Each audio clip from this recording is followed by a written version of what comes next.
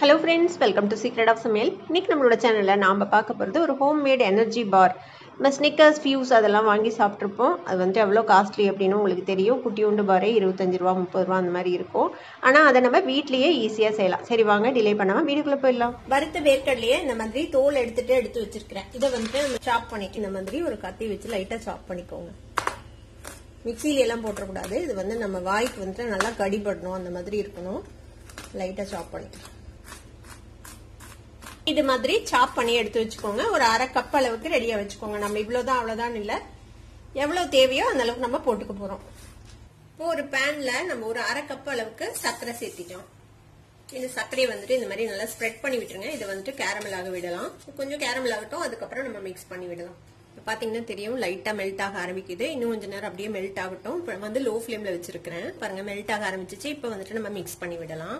இது கொஞ்சம் கேர்ஃபுல்லா பண்ணணும். ரொம்ப ஓவரா தீஞ்சிடக்கூடாது. இந்த கேரமல் ஒரு கோல்டன் கலர் தான் நமக்கு வேணும். சர்க்கரை அவ்வளவும் மெல்ட் ஆகட்டும். அடுப்பை ஆஃப் பண்ணி கூட வச்சுக்கோங்க. கொஞ்ச நேரத்துக்கு, ரொம்ப நேரம் விட்டுட்டீங்கன்னா தீஞ்ச மாதிரி ஆயிடும்.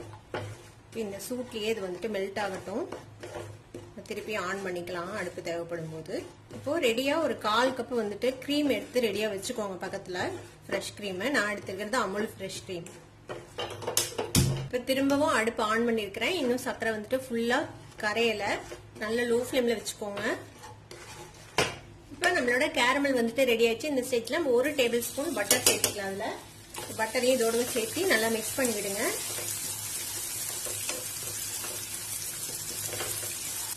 பட்டரும் நல்லா மெல்ட் ஆயிடுச்சு. இப்போ இந்த ஸ்டேஜ்ல 1/4 கப் கிரீம் எடுத்து வச்சிருக்கோம், ஃப்ரெஷ் கிரீம். அதை வந்துட்டு சேர்த்திக்கலாம். கிரீமோட சேர்த்து இதை நல்லா மிக்ஸ் பண்ணி விடலாம். கைவிடாம நல்லா கலந்து விடுங்க. இப்போ நான் அடுப்பை ஆஃப் பண்ணிட்டேன். இப்போ இந்த சாஸ் வந்து கொஞ்சம் திக்கா இருக்கு. இப்போ இந்த ஸ்டேஜ்ல நம்ம கொஞ்சமா தண்ணி சேர்த்திக்கலாம். ஒரு ஸ்பூன் தண்ணி இதையும் சேர்த்து நல்லா மிக்ஸ் பண்ணி விடுங்க. நல்லா மிக்ஸ் ஆனதுக்கு அப்புறம் நான் அடுப்பு ஆன் பண்ணி ஜஸ்ட் சும்மா ஒரு கொதி மட்டும் வர அளவுக்கு நம்ம இதை வந்து கலந்து விட்டுக்கலாம். இப்போ திரும்பவும் நான் அடுப்பு ஆன் பண்ணிட்டேன். லோ ஃபிளேம்ல வச்சுக்கோங்க. நல்லா மிக்ஸ் பண்ணி விடுங்க. இது ஈவனா மிக்ஸ் ஆகிற அளவுக்கு. இப்போ அவ்வளவுதான், நம்மளோட கேரமல் சாஸ் வந்துட்டு ரெடி ஆயிடுச்சு. நம்ம அடுப்பு ஆஃப் பண்ணிடலாம்.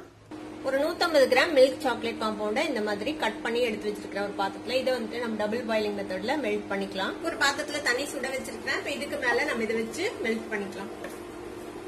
இது கூடவே கொஞ்சமா ஆயில் விட்டுக்கோங்க. நான் வந்து சன்ஃபிளவர் ஆயில் விட்டுறேன். ஸ்மெல் இல்லாத எந்த ஆயில் வேணா விட்டுக்கலாம். ஒரு 2 டீஸ்பூன் அளவுக்கு எண்ணெய். இப்ப இது மெல்ட் ஆக ஆரம்பிக்குது பாருங்க. நல்லா மெல்ட் பண்ணிக்கலாம். இப்ப இந்த அடுப்பு ஆஃப் பண்ணிடலாம். இந்த சூட்லயே இது வந்துட்டு மெல்ட் ஆயிடும். இப்ப இந்த கேரமல் சாஸ் இருக்குதுல, இதுல வந்துட்டு நம்ம சாப் பண்ணி வச்சிருக்கிற இந்த வறுத்த வேர்க்கடலை இருக்குல்ல, அதை வந்துட்டு தேவையான அளவுக்கு நம்ம போட்டு மிக்ஸ் பண்ணிக்கலாம். அரை கப் அளவுக்கு சேர்த்திருக்கிறேன். இதுல உங்களுக்கு தேவையான அளவுக்கு நீங்க வந்துட்டு சேர்த்திக்கலாம். உங்ககிட்ட மோல்டு மாதிரி ஏதாவது அந்த லாங் சைஸ்ல ஃபியூஸ் இந்த ஸ்னிக்கர்ஸ்லாம் வரும்ல, அந்த சைஸ்ல ஏதாவது மோல்டு இருந்ததுன்னா நீங்க அதை யூஸ் பண்ணலாம். இல்லைன்னா உங்ககிட்ட எது இருக்கோ அதை வந்துட்டு நீங்க யூஸ் பண்ணிக்கோங்க. நான் இந்த மாதிரி ஒரு ஸ்வீட் பாக்ஸ் இருக்குது, அதை வந்துட்டு நான் யூஸ் பண்ண போறேன். இப்போ இந்த ஸ்வீட் பாக்ஸ்ல நம்ம வந்துட்டு ஃபர்ஸ்ட் மெல்ட் பண்ண சாக்லேட் ஊத்திக்கலாம். கீழே ஒரு லேயர் சாக்லேட் ஊத்திக்கோங்க. நல்லா ஸ்ப்ரெட் பண்ணி விட்டுடலாம். இது பிளாஸ்டிக் டப்பாங்கிறதுனால ஈஸியா உங்களுக்கு டிமோல்ட் பண்ண வரும்.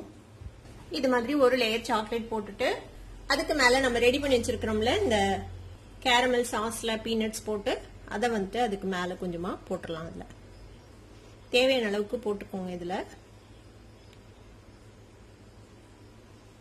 இதை வந்துட்டு ஒரு ஃபோர்க் வச்சு லைட்டா இந்த மாதிரி மிக்ஸ் பண்ணி விடுங்க அந்த சாக்லேட்டோட சேர்த்து.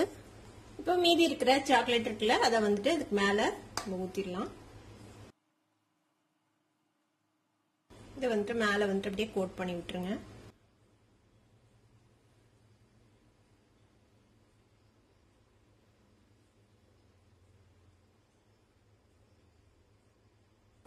இப்ப இதை வந்துட்டு ஃப்ரிட்ஜ்ல அப்படியே செட் ஆக விட்டுலாம். ஒரு 1 மணி நேரம் இது அப்படியே செட் ஆகட்டும். அதுக்கப்புறம் நம்ம எடுத்து டிமோல்ட் பண்ணி பார்க்கலாம்.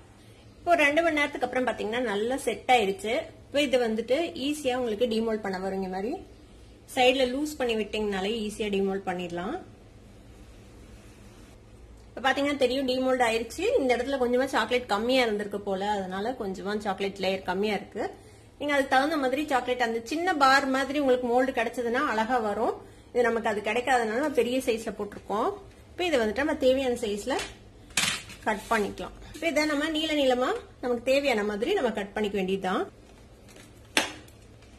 பாருங்க சூப்பரா நம்மளோட ஸ்னிக்கர்ஸ் இல்லைன்னா ஃபியூஸ் ரெடி ஆயிடுச்சு. இது வெளியில வாங்கினீங்கன்னா எவ்வளவு காஸ்ட்லி அப்படின்னு உங்களுக்கே தெரியும். ஒரு குட்டியூண்டு பாரே 25 ரூபா அந்த மாதிரி போட்டிருப்பாங்க. பாருங்க சூப்பரான எனர்ஜி பார் ரெடி ஆயிடுச்சு.